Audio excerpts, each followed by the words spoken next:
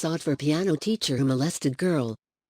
Prosecutors are seeking 18 months jail for a piano teacher with autism who was 19 when he molested a 5-year-old pupil in a studio where he worked.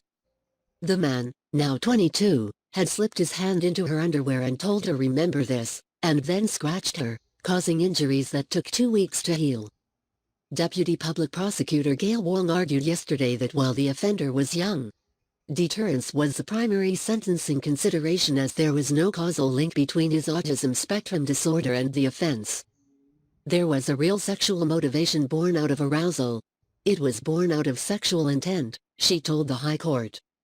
The DPP did not seek caning. She noted that people with autism may have hyper or hyposensitivity to sensory input, which could make caning a more disproportionate punishment for him. The defense, on the other hand, pressed for probation, arguing that rehabilitation should be at the forefront for a young offender. "If he was to go to jail, I don't think he can survive," said Mr. Shashinathan, noting that the man's parents have taken care of various aspects of his life.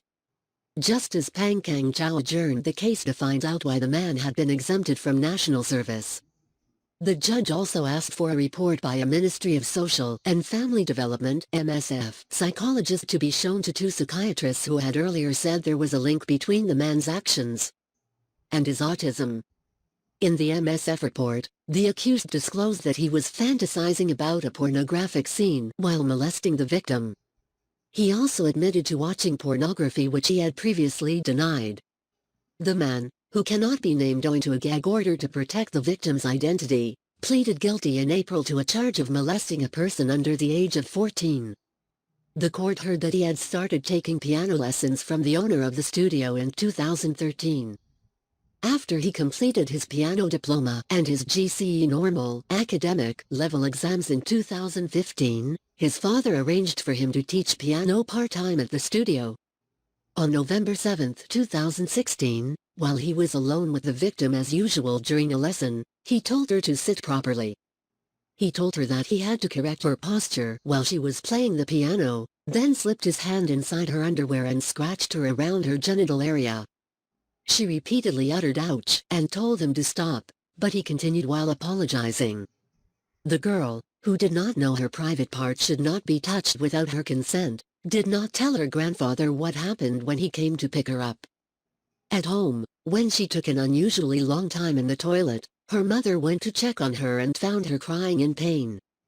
The girl then revealed what her teacher had done to her, and her father called the police. After the incident, the girl had several episodes of bedwetting and was seeing a counselor.